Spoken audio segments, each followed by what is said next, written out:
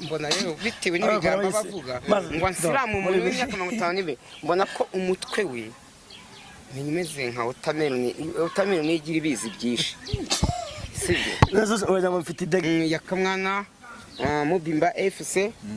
Gasore Pacifique Nyanja y'Amahoro ibyo bintu arimo kugenda bivuga ku muri tubicano menshi ngo yabonye umwana w'imuhanga umukobwa yaje no kumusura ibyo bintu ndabizi yamusuye wa munsi yaramusuye aramugendana yakamwana yashatse kwihakabyizi kubomora umukobwa ariko ngo ni meri fiye kuko yakamwana yambwiye ko yabyaye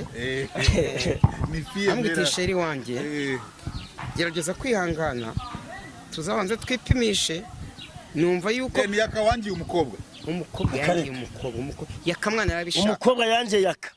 amusabye utari umukomediye kandi waremewe kuba umukomediye paka uzaguma uba umukomediye ariko iki kiba cyasaze mwese byavuga ntabwo byumva gusa ibyo tuba turimo ni kuvuga sinzi icyo umwifuriza kandi nawe urumva ko atamwifuriza kandi nanone urasa umwana nibayimutera ibyo biramureba si mushiki wanjye sinzi namenye ubwenge ba mwana arashyushye muri iyi minsi niba ashyushye rero hari ikintu bita kugira ngo ufate imbwa ushaka gufata imbwa uyitega amagufwa uko uyitega amagufwa igenda iyasanga nakorere kabanze bagashyiremo karye ejo muzabona amafoto yako ku mbuga bari kuyarundaho n'amavideo uri kumva sibyo